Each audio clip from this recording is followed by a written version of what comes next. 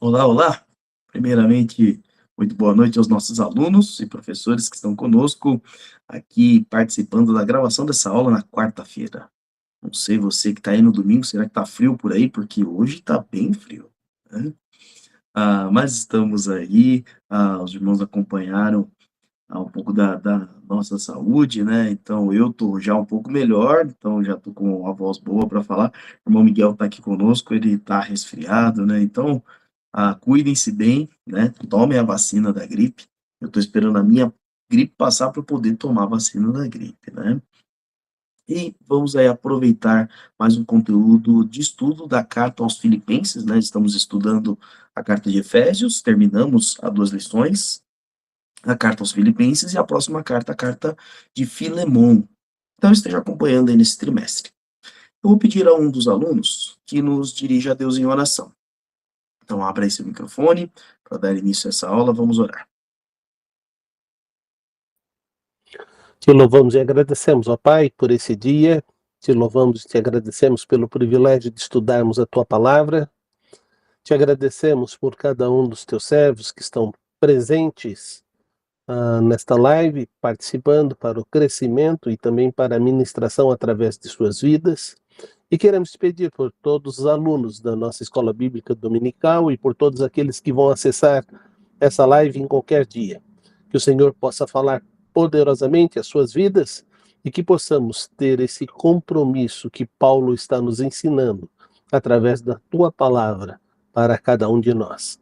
Dá-nos sabedoria, entendimento e a ação do teu Espírito sobre nós. É o que suplicamos em nome de Jesus. Amém. Amém. Muito bem, muito bem. Ah, aquele recadinho básico, né, para você que está nos acompanhando, aliás, eu não dei um bom dia para você que está nos acompanhando na estreia desse vídeo aqui no domingo, né, pela manhã. Bom dia. E você que ainda não é inscrito no nosso canal, se inscreva no nosso canal, deixe seu like, sua curtida, seu joinha, seu gostei, compartilhe nas suas redes sociais também, tá bom, queridos? Até o final do ano a gente quer chegar ao número de 500 inscritos no nosso canal, estamos em 470, então estamos aí nesse desafio. Muito bem, abra sua Bíblia em Filipenses, capítulo de número 1, nós vamos finalizar o capítulo de número 1 e vamos fazer todo o capítulo 2, pelo menos essa é a proposta. Vamos ver, vamos acompanhar a previsão que essa aula tenha uma hora e 10 minutos, né? Então vamos ver se a gente consegue terminar tudo, senão a gente divide essa lição em dois, tá bom? Vamos lá. O texto-chave de hoje é Filipenses 1, 27, um versículo grande aqui. Não importa o que aconteça, exerçam sua cidadania de maneira digna do Evangelho de Cristo, para que assim quer eu vá e os veja, quer apenas ouça a respeito, ao seu respeito em minha ausência, fique eu sabendo que vocês permanecem firmes num só espírito, lutando unânimes pela fé evangélica. Qual que é o nosso objetivo para hoje? Você viu o título dessa lição? A alegria com quem vivemos. A lição passada falou sobre a alegria aonde estamos. Mas veja que coisa interessante, porque quando a gente fala sobre a alegria e fala sobre esse fato de se alegrar, a gente pensa, a alegria depende somente de mim, não é mesmo? Independente do lugar onde eu estou, e nós aprendemos que a nossa alegria é em Cristo Jesus. Mas tem muita gente que vai falar, olha, mas tem vezes que, por mais que a situação seja ruim, por mais que ah, ah, eu ali tenha a minha fé em Cristo, eu estou ali firmado na minha alegria nele, mas tem gente que consegue atrapalhar a minha alegria, consegue tirar a minha alegria.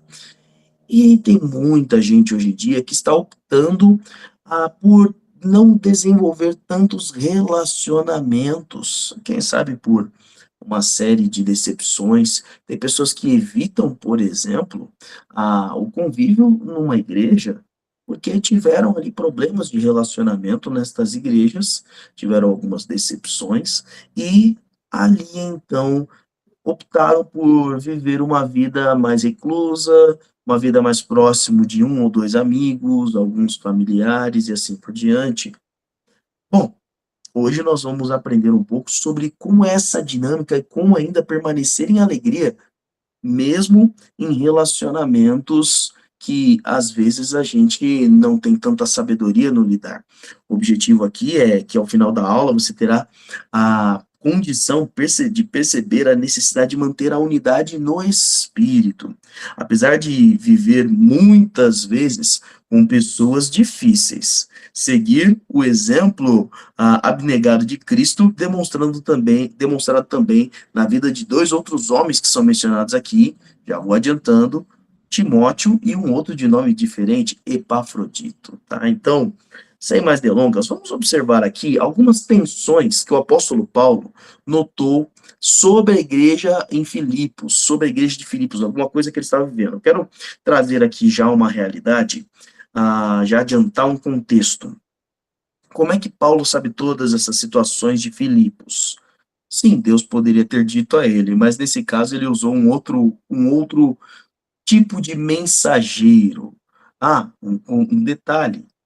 A palavra para esse mensageiro é a palavra apóstolo, que é este homem chamado Epafrodito.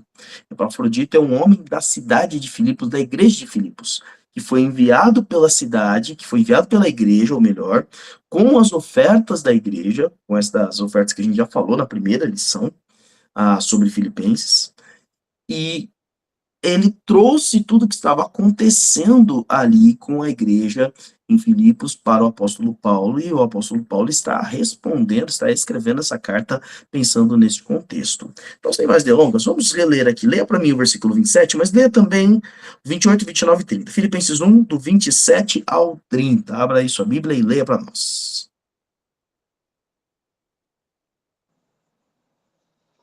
Não importa o que aconteça, exerçam a sua cidadania de maneira digna do Evangelho de Cristo, para que assim, quer eu vá e os veja, quer apenas ouça a seu respeito em minha ausência, fique eu sabendo que vocês permanecem firmes num só espírito, lutando unânimes pela fé evangélica, sem de forma alguma deixar-se intimidar por aqueles que se opõem a vocês.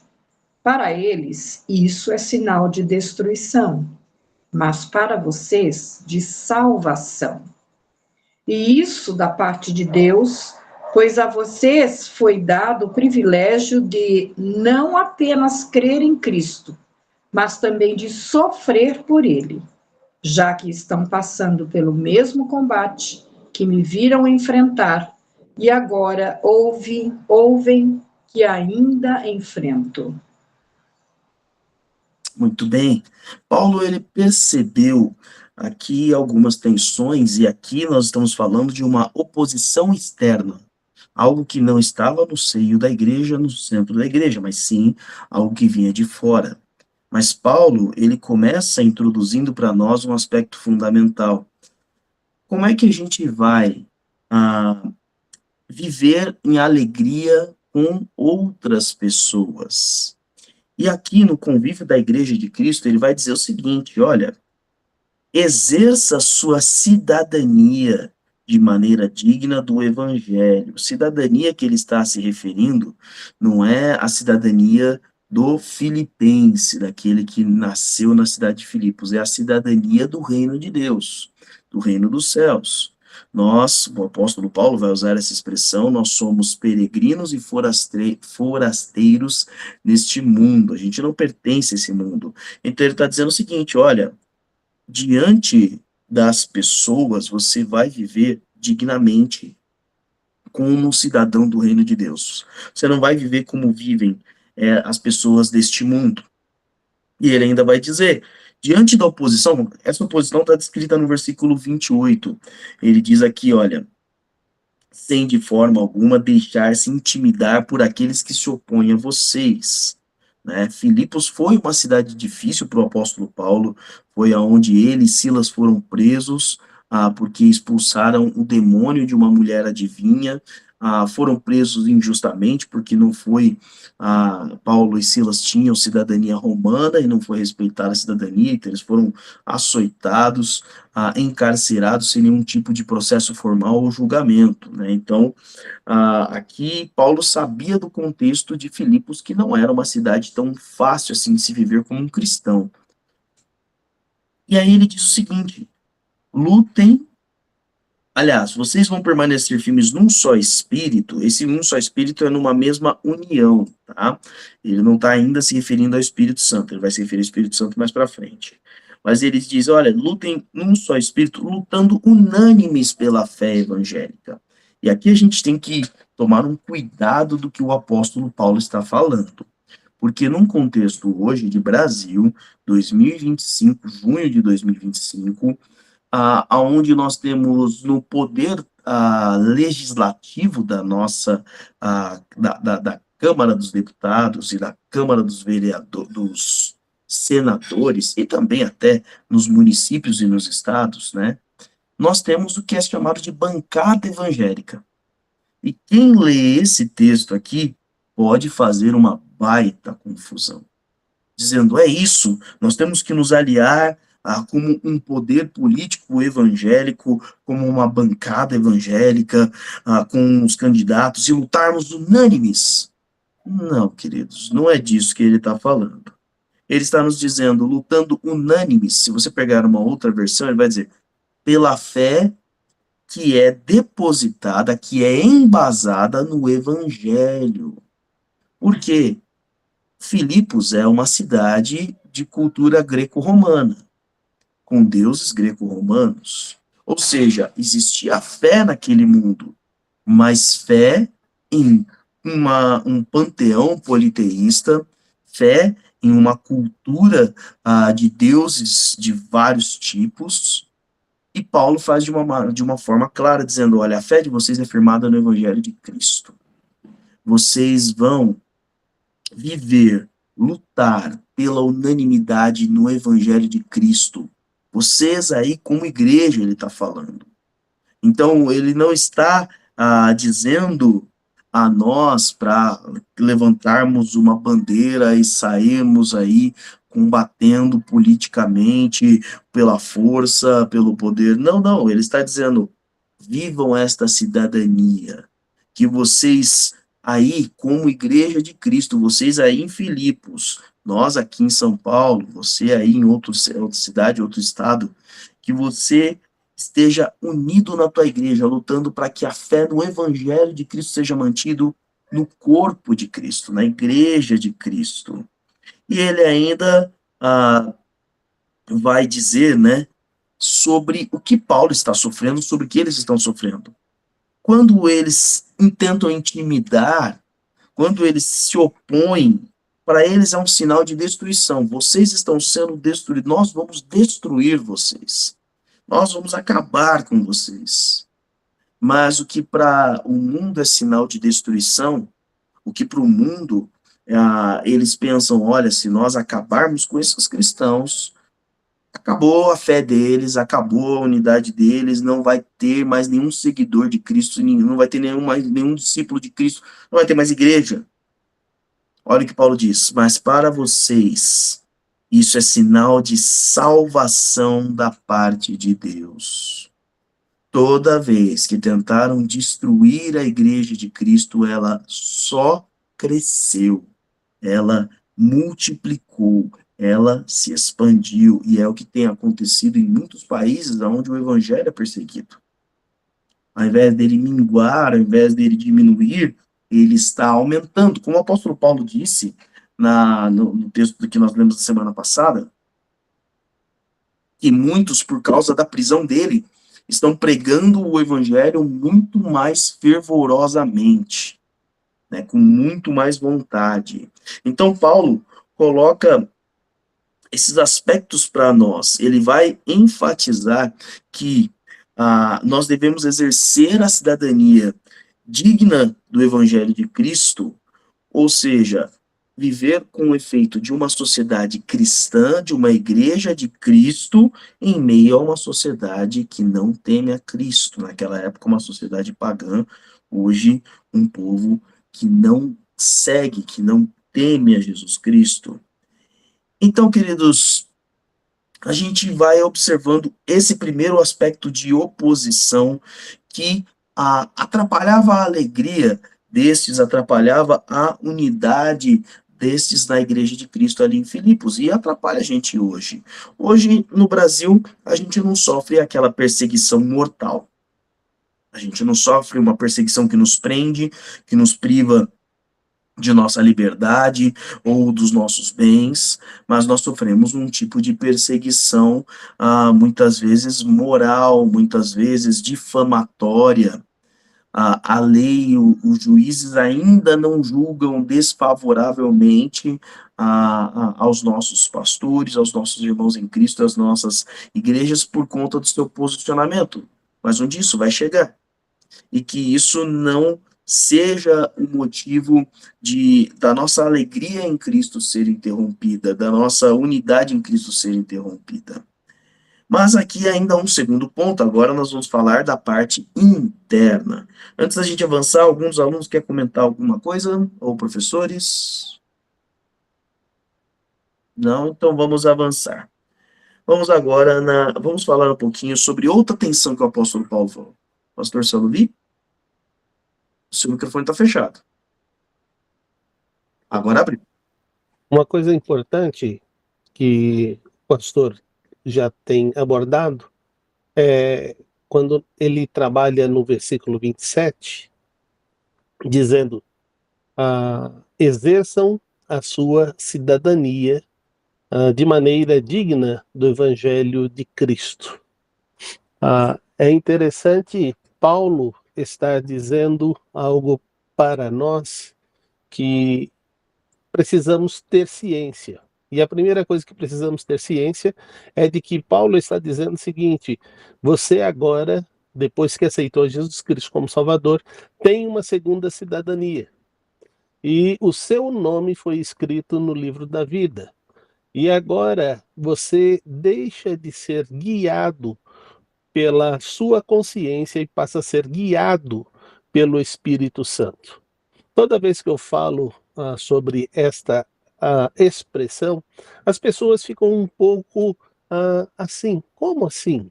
Eu falei, a sua consciência foi formada e forjada por tudo que você aprendeu desde a sua infância até chegar aqui. Isso formou a sua consciência. Mas quando você se torna um cidadão do céu, você passa a ter uma mente iluminada pelo Espírito Santo. E aí ele está dizendo assim: eu quero que você exerça a sua cidadania de uma maneira digna. Isso significa que o padrão é muito mais elevado como um cidadão do céu do que com a minha cidadania brasileira. Então, é importante que nós tenhamos em mente que o padrão de Deus para nós elevou uma postura que nós precisamos prestar a atenção para poder obedecer aquilo que Ele está propondo na nossa vida. Então, era isso que eu estava querendo dizer, pastor. Muito bom, muito obrigado.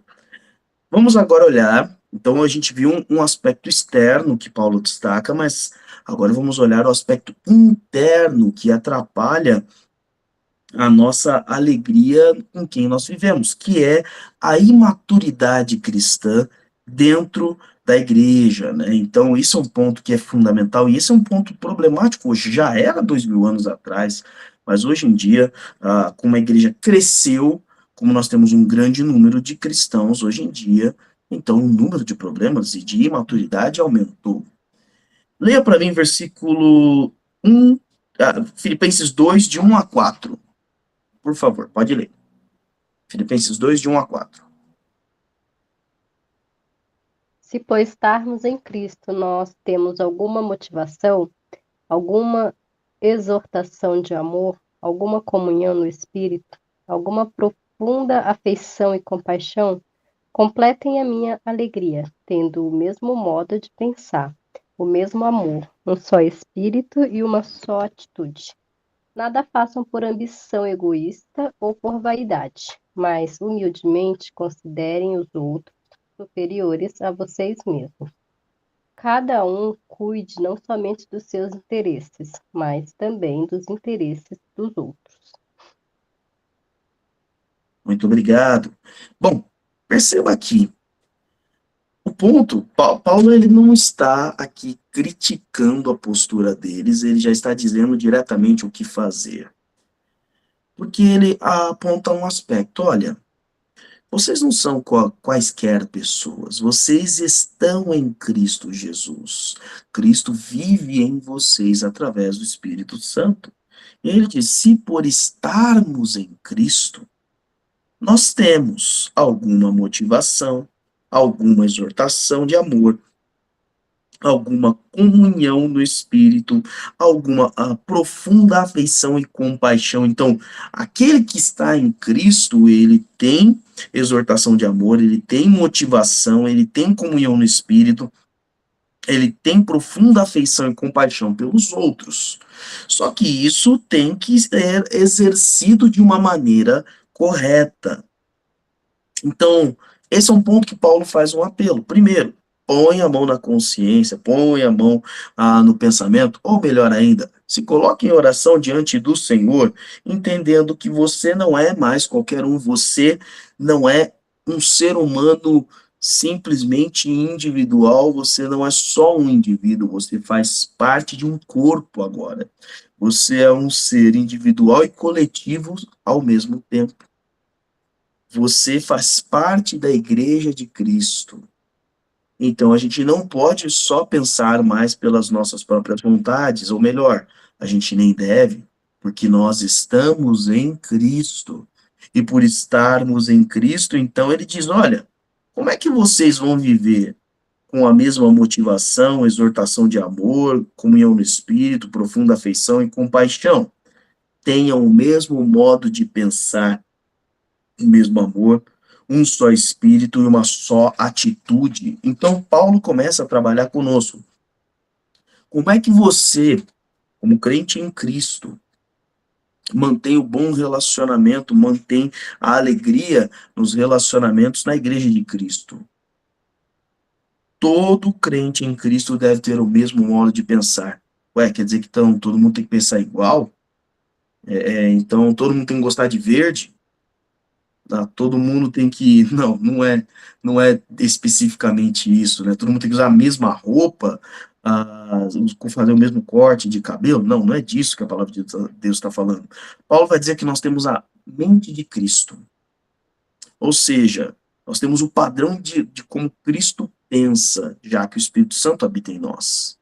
Então, sobre o perdão, sobre como nós devemos perdoar, nós temos a mesma mentalidade. Porque nós perdoamos como Cristo perdoou. Como nós temos que amar? Com a mesma mentalidade. Amamos como Cristo amou. Como nós devemos nos relacionar com Deus? Da mesma forma como que Cristo se relacionou com Deus. Como é que eu me relaciono com aquele que me persegue? Da mesma forma como Cristo, entendeu? É o mesmo padrão.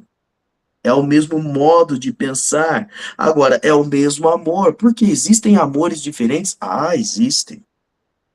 Mas amar, se a pessoa está amando, não quer dizer que é bom, não quer dizer que é isso que Deus quer, afinal Deus é amor, sim, Deus é amor num padrão perfeito. Hoje em dia nós temos muitos amores de um padrão completamente imperfeito, distorcido, pecaminoso. Sim, você pode amar de maneira pecaminosa. Então, o mesmo amor é o amor de Cristo, e aí ele diz, um só espírito, uma só atitude. Aqui é meio que falando de uma coisa só, ele não está falando um só espírito. Aqui, ele não está falando da unidade do Espírito Santo que ele diz ali, por exemplo, em Efésios capítulo 3, não é essa a unidade. Ele está dizendo aqui sobre uma mesma motivação. E aí ele diz, e uma só atitude. Agora, como é que vocês vão fazer isso? Paulo está falando com os filipenses, Paulo está falando conosco. Não façam nada por ambição egoísta ou por vaidade. Querido, você já viu, nós, como Igreja Batista, nós temos por princípio o governo democrático da igreja. Governo democrático significa que os membros da igreja tomam decisão de como ela vai funcionar. Então, por exemplo, nós estamos fazendo uma reforma. E ali, na reforma, nós tivemos ali um projeto que foi sugerido pela arquiteta. Ela apresentou, pedia a ela que apresentasse pelo menos. Foram 5 projetos que ela criou, selecionamos 3, e ali a Assembleia de Membros pediu uma comissão, elegeu uma comissão para podermos ali votar, podemos ali escolher qual projeto seria feito. Foram escolhidos 5 membros, e para estes 5 membros foram apresentados esses 3 projetos. Estes 5 membros definiram um único projeto e apresentaram para a igreja. E a igreja tinha a opção de dizer sim ou não. A igreja não tinha a opção de dizer, eu quero que aquela parte seja retangular, aquela seja verde, aquela seja roxa. Não, a igreja só podia dizer sim ou não. Quem definiria questão de cor, formas e tudo mais seria essa comissão. Por quê? Pensa se cada um apelasse para sua vaidade. Mas eu prefiro desse jeito. Mas eu gosto assim. Mas isso aqui é o meu favorito. Pensa nas programações que as igrejas organizam hoje em dia. Você já viu membro de igreja brigando, mas brigando feio? E quando você vai ver, é porque era para estar alguma coisa de um jeito, outra coisa de outro jeito, era para estar usando uma cor, eu prefiro que tal pessoa esteja nessa equipe de trabalho e não tal pessoa. Vaidades. As vaidades do nosso coração, elas impedem um relacionamento de alegria, elas impedem que nós tenhamos uma só atitude, o mesmo modo de pensar e o mesmo amor. Bem como também atitudes egoístas, ou seja, pensando em si, pensando em colocar os seus desejos. E olha, vou te dizer, infelizmente eu tenho visto muitas igrejas que têm minguado por causa de ambições egoístas, por causa de vaidades. E aí Paulo, então, já dá o contraponto. Não façam nada por ambição egoísta. Tá bom, Paulo, então como é que a gente tem que fazer? Mas, humildemente, considerem os outros superiores a si mesmos. Que isso? Mas eu sei muito mais do que ele. Mas eu sou cristão há muito mais tempo. Eu sei que a gente deve tratar os outros com humildade, mas eu sou mais.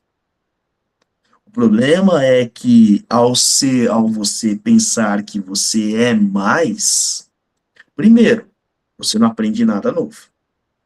Segundo, você não consegue construir nada, porque vai voltar esta desunião. Então ele vai dizer, como é que vocês vão viver isto?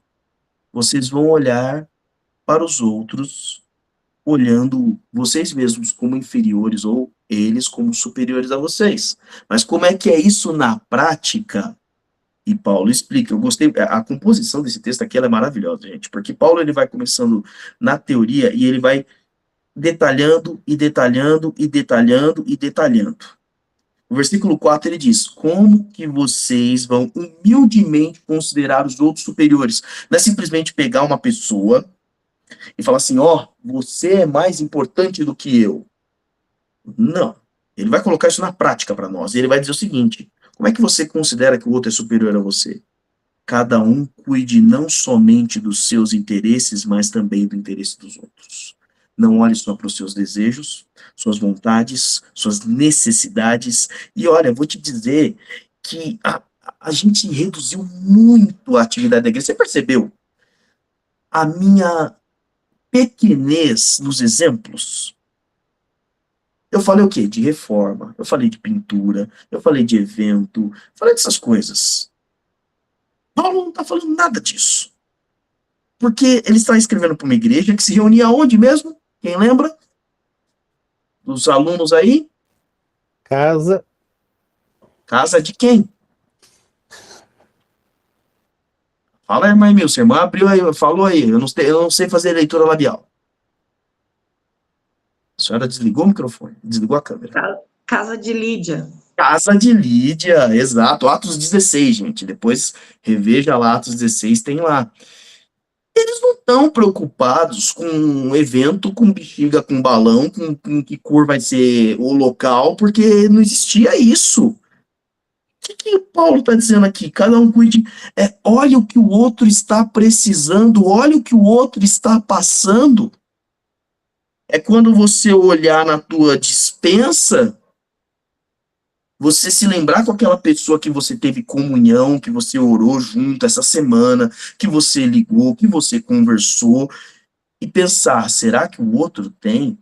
Porque eu já até conheço a necessidade. Esse é um ponto importante, porque a gente está falando de comunhão, ou seja, você precisa saber o que o outro precisa, qual é a necessidade do outro, qual que é o interesse do outro. Hoje em dia a gente tem muitas desculpas, o pessoal, pastor, mas se eu soubesse, eu teria feito, querido, no reino de Deus, na igreja de Cristo, Deus não tem isso como desculpa. Não é se eu soubesse, eu vou lá saber. Igreja de Cristo é aquela que tem comunhão. Não é a que se reúne por redes sociais, como a gente está fazendo agora. Não é aquela que se reúne uma ou duas vezes num domingo, ou até mais. Igreja de Cristo não é aquela que vive de culto em culto, de programação em programação. Igreja de Cristo é aquela que tem relacionamento constante, diário, semanal, de um com outro membro, duas famílias, 3 famílias, movimentos de oração, movimentos de conversa, de dividir refeição. Depois dá uma lida em Atos capítulo 2, fica aí direção de casa, Atos capítulo 2, versículos de 42 a 47. Você vai ver o principiar da igreja, o começo da igreja, como é que eles viviam. Paulo está dizendo, para viver em humildade, considere a necessidade e o interesse do outro. Você vai considerar a sua. Paulo não está falando para você descartar a sua, você viu?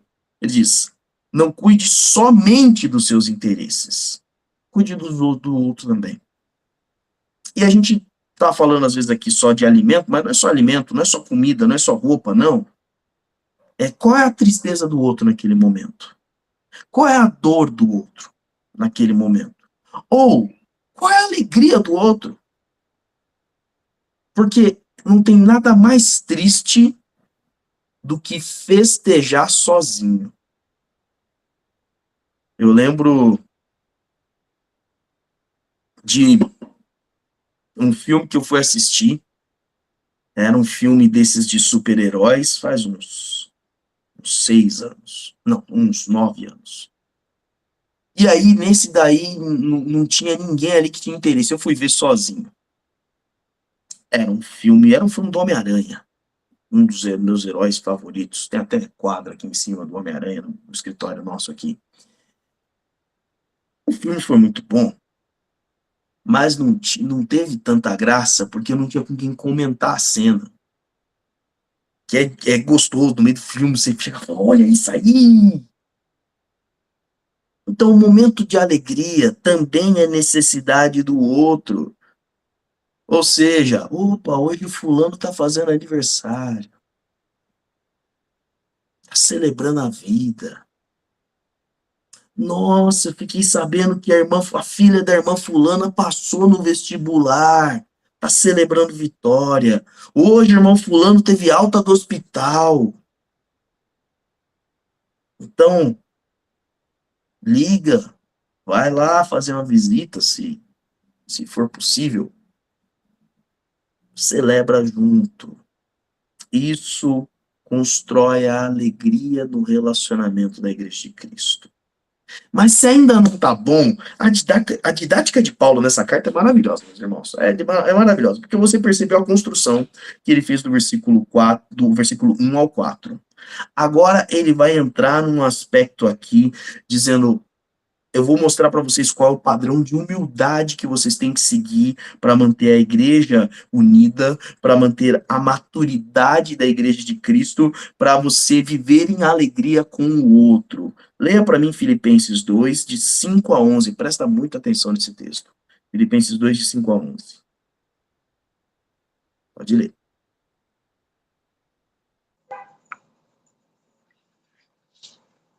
Seja a atitude de vocês a mesma de Cristo Jesus, que, embora sendo Deus, não considerou que o ser igual a Deus era algo a que devia apegar-se, mas esvaziou-se de si mesmo, vindo a ser servo, tornando-se semelhante aos homens e, sendo encontrado em forma humana, humilhou-se a si mesmo e foi obediente até a morte, e morte de cruz. Por isso, Deus o exaltou à mais alta posição e lhe deu o nome que está acima de todo nome, para que ao nome de Jesus se dobre todo joelho no céu, na terra e debaixo da terra, e toda língua confesse que Jesus Cristo é o Senhor, para a glória de Deus Pai. Muito bem, então, perceba algo fundamental aqui. Ele começa os versículos seguintes repetindo uma expressão que ele usou ali atrás. Ele diz no versículo 2, Filipenses 2:2, finalzinho do versículo, que nós temos que ter uma só atitude. E agora ele diz de uma maneira definitiva qual é a atitude que nós temos que ter. Seja a atitude de vocês a mesma que Cristo Jesus. E agora ele começa a explicar. Ele não considerou que, embora sendo Deus, ele não considerou que ser igual a Deus era algo que ele deveria apegar-se. Então, ele começa a mostrar o que ele está dizendo. Eu não disse para vocês viverem em humildade? Paulo está aqui colocando. Deixa eu te mostrar que nível de humildade que eu estou falando. Porque às vezes você pode pensar, é humilde igual o meu pai. Meu pai era muito humilde. Humilde igual aquela senhorinha. Ela era muito humilde. Não, teu padrão de humildade vai ser esse daqui. E aí ele diz, seja a mesma atitude de vocês igual a de Cristo. Cristo não se apega à sua glória. Quando ele está dizendo aqui, ele se esvaziou-se de si mesmo, ele abriu mão da sua glória. Tanto que ninguém o viu em glória, exceto na transfiguração no Monte ali das Oliveiras, aonde ele é transfigurado e ele é visto em glória por Pedro, Tiago e João, quando ele é visto junto com Moisés e Elias. Imagine se Jesus desce nesta forma gloriosa, todos creriam que ele é o Messias. Ele abre mão, ele se esvazia desta glória. Nós não conseguimos imitar a Jesus neste nível, mas a gente se esvazia de nós para sermos cheios do Espírito. Certo? Então nós nos tornamos cheios do Espírito Santo, a gente se esvazia dos nossos egos, a gente se esvazia dos nossos títulos, a gente se esvazia da nossa posição social para termos a mesma atitude de Cristo. E aí é dito, o que mais ele fez? Qual foi a postura? Ele se tornou servo, vindo a ser servo. E a palavra aqui para servo, queridos, não é só apenas aquele que serve, não é mordomo. A palavra aqui é escravo. Tá vindo a ser escravo, ou seja, obedeceu como escravo. Ou seja, se esvazie de si mesmo e se ponha na postura de servo, daquele que é obediente, daquele que se coloca abaixo dos outros, inclusive. E aí é dito, qual foi o outro aspecto da humilhação dele? Ele se tornou semelhante aos homens. Isso aqui você não precisa tentar, porque você já é, aqui ser semelhante aos homens é semelhante aos seres humanos, né? Você já é uma pessoa, mas tem pessoas que se acham mais pessoas que outras pessoas. Tem gente que se acha mais gente que outra gente, né? E isso não existe, né, queridos? Então, Observe de fato quem Deus fez você ser, quem você de fato é. E aí ele diz: agora, como homem, ele humilhou-se a si mesmo. E como ele humilhou-se a si mesmo? Eu quero que você perceba do que a gente está falando. O Deus de todo o universo, aqui em cima, ele escolhe assumir a forma, assumir a semelhança da criatura. Então ele já está aqui embaixo. Para ele fazer isso, ele abre mão da sua glória para que ninguém perceba que ele é semelhante ao homem. Então ele já está rebaixado. Mas o que o povo de Israel esperava? Que o Messias viria como rei. Só que ele vem como servo. Então ele que já é homem, ele se rebaixa mais. Então você está dizendo o seguinte: o Criador não só se fez criatura, como serviu a criatura. Então, Paulo está dizendo aqui como nós devemos agir. Humilhar-se, deixa eu só te ensinar uma coisa. Humilhar-se, que é o que a palavra de Deus nos mostra aqui, não é deitar no chão e servir de capacho, porque a gente pensa que é isso. Que humilhar-se é deixar o outro pisar em você. Não, humilhar-se é simplesmente você servir o outro. Só isso? É. Porque quem é servido é superior. Quando você serve o outro, você está dizendo que o outro é superior. Perceba como isso é uma dinâmica que, quando é em amor, não dói. Nós temos aqui a Neiliane conosco, é a mãe mais jovem aqui da nossa turma. O Heitor tem 1 ano e meio, né? Quando você coloca Neiliane sem... Vamos pegar um grupo aqui de pessoas que não conhecem Neiliane e Heitor e coloca a Neiliane aqui do lado e o Heitor aqui sentadinho do outro. E você vai falar, quem é o humano superior aí?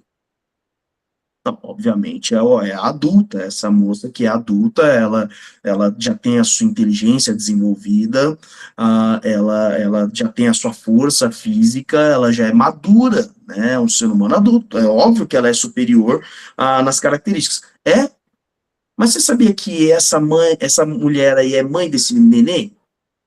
Não, não sabia. E você sabia que ela desdobra a vida inteira dela para servir esse neném? Não, claro, né? Mãe faz isso. Pois é, ela é superior ao filho dela, de fato é. Biologicamente é. Mas ela se põe numa postura inferior para que o filho dela seja alimentado, desenvolva, protegido, cresça, seja forte. Ela serve ao filho, ainda que ela seja superior. Mas por que tudo ela faz isso? Vamos perguntar para ela. Neiliane, por que você faz tudo isso pelo Heitor? Abre aí teu microfone e diz pra gente.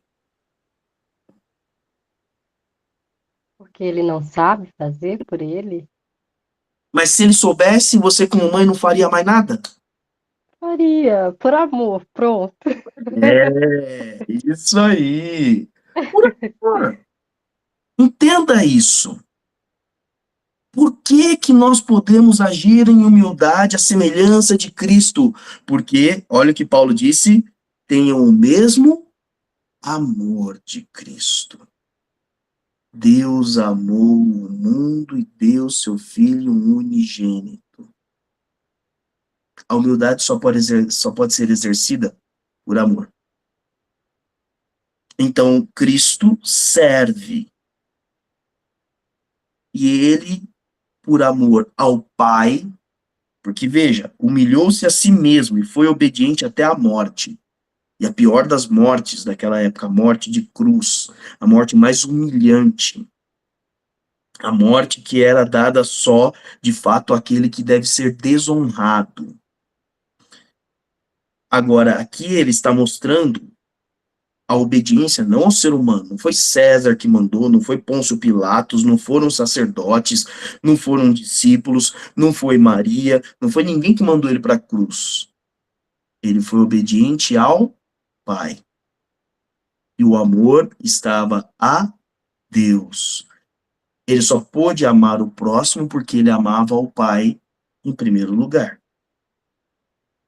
Então, o que Paulo está nos ensinando, querido? Seja a sua atitude semelhante à de Cristo. Encha-se do Espírito Santo, esvazie-se de si mesmo. Entenda que você é criatura do Senhor. Sirva a criatura, a criação do Senhor.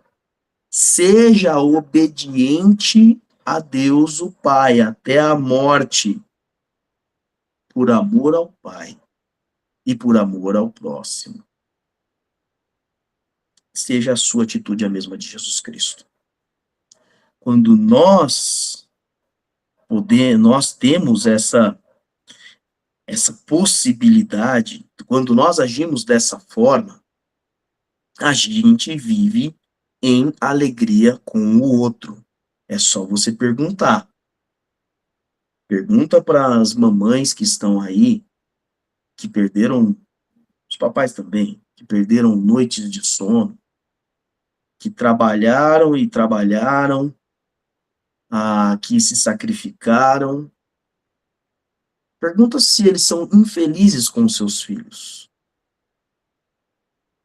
Porque não dependeu da condição do filho. Dependeu da postura do pai e da mãe. Então, o tema da nossa lição de hoje é alegria com quem vivemos. E a gente falou, um jeito difícil. Não tem ser humano, eu sou pai, não tem ser humano mais difícil de conviver do que o seu filho. Ele falou, eu tenho que cuidar do Heitor, porque ele ainda não sabe. O Heitor não sabe nem pedir direito. Então, o que ele faz? Ele chora. E ele berra. E ele chora, porque ele não sabe dizer, mamãe, por gentileza, a senhora poderia preparar a minha mamadeira, esquentar numa temperatura de mais ou menos 32 graus, até 29 graus, para que eu não possa me queimar e eu possa aqui me alimentar? Não, o que ele faz? Ele chora. Ele não sabe ir até o banheiro e nem se limpar. Então ele fala, tem um negócio me incomodando aqui. Tava quentinho, agora tá frio, tá gelado, tá ruim. Mamãe, eu acho que estou me sentindo sujo. Ele chora. E à medida que a criança vai crescendo, vai se tornando adolescente, ele até acha que sabe das coisas, mas ele não sabe ainda lidar com sentimentos, com as coisas desse mundo. E aí ele se revolta, porque não sabe lidar. E você que é pai, você que é mãe, tem que lidar com essa situação. A gente entende, Deus nos deu, por isso que a Bíblia nos diz que os filhos são herança do Senhor. Um presente de Deus para dizer para nós, agora você vai saber o que é ser pai. Agora você vai saber o que é ser mãe. Eu vou te dizer uma coisa, existe uma maturidade diferente de ser humano quando ele exerce a maternidade, a paternidade daqueles que ainda não tiveram essa oportunidade. Porque, inclusive, quando você conhece o seu Pai Celestial, quando você entrega a sua vida a Jesus Cristo, aí você começa a entender, como eu entendo hoje, muitas dinâmicas, não só do relacionamento dos meus pais comigo, de quando eu era criança, depois adolescente, depois jovem, mas principalmente do meu Pai Celestial, e como eu posso dizer, de fato, meu Pai é perfeito. Meu Deus é perfeito. Porque eu sou um mau pai e sei dar boas coisas aos meus filhos, mas o meu Pai Celestial sabe dar coisas melhores ainda a mim, porque ele é o bom Pai.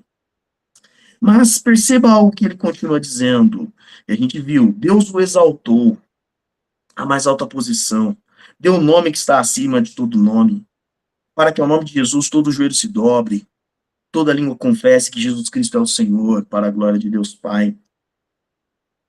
O pastor, ele está me dizendo que se a minha atitude for a mesma de Jesus Cristo, ele vai me colocar na mais alta posição, vai me dar um nome acima dos outros nomes, e as pessoas vão se ajoelhar, e as pessoas vão confessar que eu sou, que Senhor, pode ser que não, pastor, acho que Senhor é muito forte, né, mas que eu sou alguém muito importante.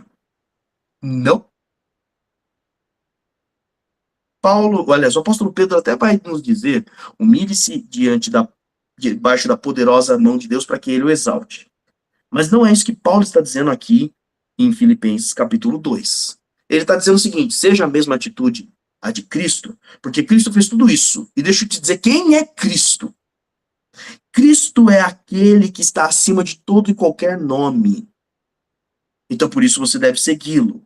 Cristo é aquele a quem você dobra o seu joelho. Por isso você deve imitá-lo. Cristo é aquele onde tudo no céu, na terra e debaixo da terra está confessando em qualquer língua, tribo ou nação que ele é o Senhor. Por isso você vai imitar a atitude dele. Paulo, que agora mostrou a humilhação de Cristo, mostra agora a exaltação de Cristo. E está dizendo: imite ele em atitude, imite ele em obediência. Submeta-se a Cristo para viver relacionamentos alegres, para viver a humildade na igreja de Cristo, a unidade.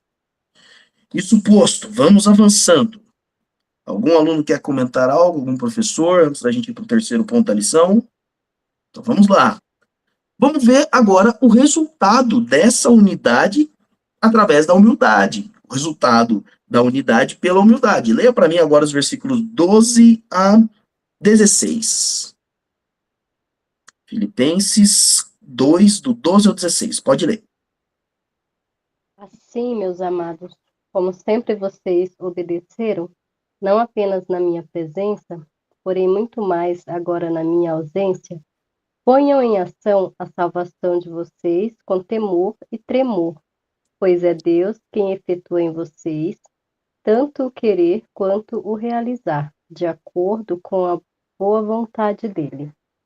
Façam tudo sem queixas nem discussões, para que venham a tornar-se puros e irrepreensíveis, filhos de Deus inculpáveis, no meio de uma geração corrompida e depravada, na qual vocês brilham como estrelas no universo, retendo firmemente a palavra da vida. Assim, no dia de Cristo, eu me orgulharei de não ter corrido, nem me esforçado inutilmente. Até aqui, né? Isso, só até aqui por enquanto. Muito bem. Veja, qual que é o resultado de uma igreja que se move em unidade pela humildade, imitando a Jesus Cristo? Ele diz, olha, ponham a sua salvação em prática. Isso aqui é uma coisa interessante, porque, mas salvação não é uma decisão, não é como se fosse um selo da salvação, que é o Espírito Santo. Salvação não é um negócio que eu recebo e é meio que um título, assim, um diplominha, você tá salvo, não seria isso? Não, não. Um texto que a gente fala várias e várias vezes, eu devo ter falado desse texto pelo menos umas 15 vezes, no mínimo, nesse ano. Eu acho que nem foi 15, acho que foi bem mais do que isso. Mas a gente constantemente cita a 1 Pedro, capítulo 2, versículo 9, que vai dizer que nós somos geração eleita, sacerdócio real, nação santa, povo adquirido. Então, até aqui está tudo título, está tudo o que nós somos, mas ele põe propósito para anunciar aquele que te chamou das trevas para a sua maravilhosa luz. Anunciar as grandezas daquele que te chamou das trevas para a sua maravilhosa luz. Então, Paulo está dizendo, coloca a tua salvação em prática. Você é salvo você é salvo com propósito, você é salvo a fim de quê? E faça isso com medo e com respeito, temor e tremor. Por quê? Ele fala, ele já explica. Por que você vai colocar a sua salvação em prática? Porque é Deus que efetua em você a vontade. Tô sem vontade, quem dá vontade é Deus, então pede a ele a vontade. Quem fortalece, quem enche, quem dá ânimo é Deus. O bom pastor, lembra do Salmo 23? Ele renova o vigor, ele refrigera a alma. Aí você vai lá para Isaías, tá lá na porta da sacada do quarto dos meus pais. Os que confiam no Senhor renovam suas forças. Voam com asas como águias, correm, não se cansam, andam e não se fatigam. Inverti tudo a ordem do texto, mas é isso aí que está escrito lá. Então, é Deus que dá a vontade, o querer, mas também é Deus que dá a realização. Por isso que, inclusive, o versículo 11 termina dizendo para a glória de Deus Pai. Qual é o resultado de uma igreja que anda em unidade? É uma igreja que desenvolve a salvação em meio à sua comunidade. É uma igreja que tem a vontade de Deus queimando no coração e é uma igreja que realiza tudo de acordo com a vontade dele, no poder dele, na força dele. Esse é o resultado. É uma igreja que faz tudo sem queixa nem discussão. É uma igreja que já entendeu. Não, tá bom, nós já entendemos qual que é a vontade de Deus, vamos lá fazer. Não tem mais o e se. Eu tô treinando, literalmente, né? Formando as minhas filhas. Muitas vezes para entender como é obedecer a Deus. Obviamente que eu não estou nem perto de quem é o nosso Senhor, de quem é o nosso Deus. Mas eu tenho aqui a Rebequinha. A Rebeca, ela é muito eloquente, ela fala muito bem, ela conversa e ela debate muito bem. Então, quando eu mando ela fazer alguma coisa, ela vai querer falar, mas tem um mais, né? Mas por que isso? Mas não tá tanto assim. Mas, muito simples, né? Colocar uma blusa. Ah, mas qual é a temperatura? Ah, mas isso. Ah, mas aquilo. E aí eu já expliquei. Falei, filha, tem coisas que, se eu quero que você aprenda o que é para ser feito, eu vou te explicar. Ó, faça isso por causa disso, disso e disso. Tem coisas que é simplesmente para você fazer pela simples frase famosa que todo pai diz, que é porque eu mandei. Rebeca é uma filha de Deus que já entregou sua vida a Jesus Cristo, confessou a Ele por meio do batismo, tem sido chamada ao Senhor, pelo Senhor, para exercer a sua salvação, tem pregado o Evangelho na escola, é uma menininha de 9 anos, vai completar 10 daqui a pouco, mas é realmente temente ao Senhor. Então eu estou ensinando a ela uma coisa, nem tudo que Deus vai mandar, aliás, muita coisa do que Deus vai mandar fazer, você vai saber o motivo. Aliás, muita coisa você não vai saber o motivo. Tudo que eu mando você fazer, um dia você vai saber o motivo, porque um dia você vai se tornar uma mamãe, uma adulta, e vai ser mãe. Você vai entender as razões dos seus pais. E aí você até vai poder discordar ou concordar com o que os seus pais fizeram, assim como a gente faz com os nossos pais. Mas você nunca vai ser Deus. Então tem muita coisa que Deus vai mandar fazer que você não vai entender. Então o papai está te treinando para a vida, para o seu relacionamento com Deus. Aí, ontem foi o que aconteceu. Eu mandei, pior que eu não lembro o que eu mandei ela fazer.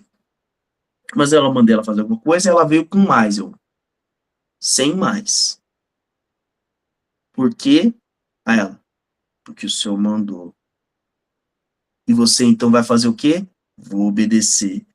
Quando? Imediatamente. E ela foi. Falei, bom, pelo menos decorou. Se aprendeu lá no fundo, eu não sei, mas as palavras ela decorou.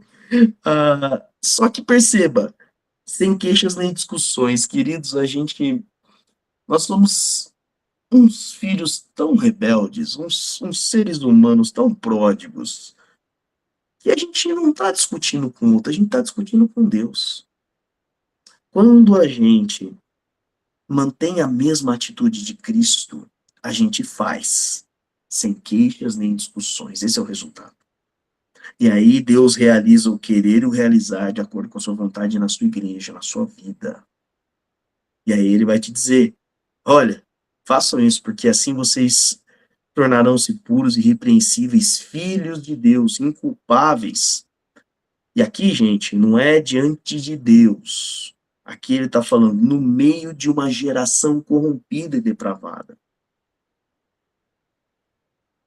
Deixa eu te dizer, o mundo já faz tudo com queixas e discussões, aliás, nem faz, né? Só tem queixa e discussão mesmo. Já é uma geração corrompida, já são gerações corrompidas, já são gerações depravadas. Só que diante do universo, diante dessas pessoas, a gente tem que brilhar com o brilho de Cristo. Assim, resplandeça sua luz diante dos homens, para que eles vejam as suas boas obras e glorifiquem ao Pai que está nos céus. Isso está lá em Mateus capítulo 5, versículo 16 e 17. Avançando aqui para os nossos dois últimos exemplos. Agora, uma coisa interessante, eu quero que você perceba como isso é na prática, porque mas ninguém consegue imitar Jesus Cristo nesse ponto. Consegue. Paulo traz dois exemplos. Leia para mim, Filipenses 2, do 19 ao 22, primeiro. Filipenses 2, 19 ao 22. Espero no Senhor Jesus enviar-lhes Timóteo brevemente para que eu também me sinta animado quando receber notícia de vocês. Não tenho ninguém como ele que tenha interesse sincero pelo bem-estar de vocês, pois todos buscam o seu próprio interesse e não os de Jesus Cristo. Mas vocês sabem que Timóteo foi aprovado porque serviu comigo no trabalho do Evangelho como um filho ao lado de seu pai. Perceba, o primeiro exemplo que Paulo dá, falando, olha, dá para vocês imitarem a Cristo, dá para vocês fazerem as coisas segundo a vontade de Deus. Eu estou mandando para vocês o meu filho na fé, Timóteo. Meu filho na fé, ele, dos que estão aqui comigo, ele é aquele que tem interesse verdadeiro, sincero sobre vocês. Por quê? Porque ele busca os interesses de Cristo. Essa é uma pergunta que você tem que fazer diariamente. Senhor, qual é teu interesse hoje? Em quem o Senhor está interessado que eu vou me interessar também? A quem o Senhor quer demonstrar amor hoje através da minha vida, porque eu vou amar? Essa é uma lição que a gente tem que colocar nos nossos diários aí, nas nossas agendas, nas nossas tarefas, nos nossos alarmes, nos nossos celulares, seja lá onde você quiser anotar, num post-it, na geladeira, seja lá onde for. Senhor, sobre quem ou sobre quais, se for mais de uma pessoa, eu devo estar interessado no bem-estar destas pessoas. Porque eu quero estar interessado em quem o Senhor está interessado.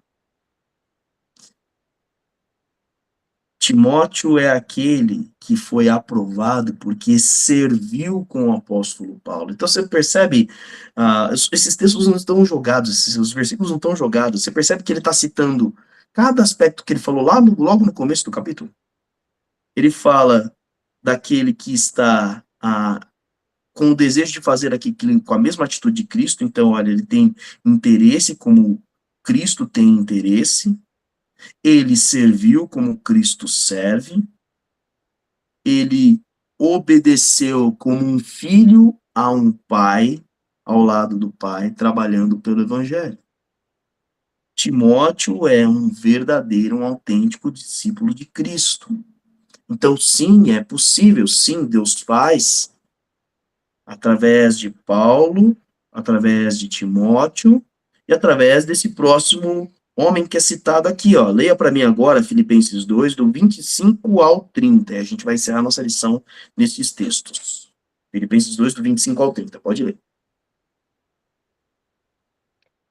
Contudo, pensa que será necessário, enviar de volta a vocês Epafrodito, meu irmão, cooperador e companheiro de lutas, mensageiro que vocês enviaram para atender às minhas necessidades, pois ele tem saudade de todos vocês e está angustiado porque ficaram sabendo que ele esteve doente. De fato, ficou doente e quase morreu. Mas Deus teve misericórdia dele, e não somente dele, mas também de mim, para que eu não tivesse tristeza sobre tristeza. Por isso, logo o enviarei, para que quando o virem novamente, fiquem alegres e eu tenha menos tristeza. E peço que vocês o recebam no Senhor com grande alegria e honrem homens como este, porque ele quase morreu por amor à causa de Cristo, arriscando a vida para suprir a ajuda que vocês não me podiam dar. Veja aí, Paulo agora fala de um outro que é um personagem que não é muito conhecido, ele só é citado aqui neste momento. Timóteo vai aparecer em várias situações, Timóteo é uma figura de autoridade. Epafrodito é um irmão que é cooperador de Paulo nas lutas. Ele é lá da igreja de Filipos. Paulo expressa aqui, mensageiro que vocês me enviaram, a palavra mensageiro aqui é apóstolo, mas não na autoridade apostólica.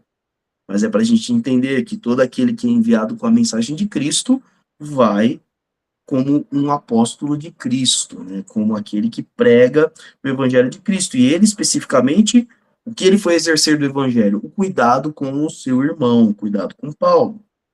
Ele, veja que interessante como que é manifestar a tristeza aqui. Epafrodito ficou angustiado não porque ficou doente, mas porque ficou sabendo que seus irmãos estavam angustiados porque ele estava doente. Paulo ficou triste não porque estava preso. Paulo ficou triste porque o seu irmão que veio cuidar dele ficou doente. Paulo ficou triste porque os seus irmãos de Filipe estavam entristecidos por aquele que ficou doente. Por isso que ele diz, olha, eu vou mandar para que vocês fiquem alegres e eu tenha menos tristeza. Quando a gente falou sobre circunstância, a circunstância que entristecia Paulo não era aonde ele estava, mas sim aqueles a quem ele realmente amava. E sim, você deve se entristecer quando aqueles que estão mal, aqueles que você ama, que estão mal. Então a gente foca na tristeza na maneira, na situação certa. Assim como o próprio Jesus se entristeceu quando viu a miséria humana, quando viu o choro de Marta e Maria. Então, a tristeza faz parte. Deus se entristece com o nosso pecado. Deus se entristece quando a gente se afasta dele. E aí, então, Paulo vai dizer, olha, tem mais gente que vive como Cristo. Eu sei que vocês, filipenses, todos queriam estar aqui para me ajudar, mas vocês não podiam, então vocês mandaram ele. E ele arriscou a própria vida por amor à causa de Cristo. De novo, amando a Deus sobre todas as coisas e amando ao próximo como a ti mesmo. Então, ele quase morreu. E aí Paulo dá uma lição para nós. Tem gente assim na sua igreja? Tem homens e mulheres que vivem como Timóteos e Epafroditos? Tem pessoas que têm vivido a humildade de Cristo na tua igreja? Honrem sempre homens como este. Honrar é valorizar. A palavra honra aqui é dar valor. Dê valor. A gente começa valorizando, orando. Orem por estas pessoas. A gente começa valorizando, perguntando, e aí, como é que estão as coisas? A gente começa valorizando, olhando como estão os seus interesses, cuidando dos interesses do outro. É assim que a gente vai construindo a alegria com aquilo que nós vivemos, com aqueles a quem nós vivemos. Sejam em situações difíceis que nós estamos, sejam pessoas difíceis com quem nós convivemos, mas a gente faz imitando a Jesus Cristo em humildade, a gente faz obedecendo ao nosso Senhor, se interessando por aqueles a quem Cristo se interessa, tendo a mesma atitude do nosso Senhor. Que nós possamos continuar construindo estes relacionamentos de alegria e que isso parta de nós, para que a gente possa ensinar a outros de nossos irmãos e edificar a igreja de Cristo. Amém? Obrigado pela aula. Conseguimos. Colocamos aí todo o conteúdo. Obrigado por vocês estarem conosco. Obrigado pela contribuição dos alunos, professores aí conosco. Deus os abençoe. Para os que estão aqui conosco, uma boa noite, né? Se agasalhem bem. Muita coberta, muito edredom. Para você que está aí nos acompanhando pelo YouTube, até a próxima. Até o culto daqui a pouquinho. Deus te abençoe. Grande abraço. Até logo. Boa noite a todos. Tchau, boa noite, pessoal.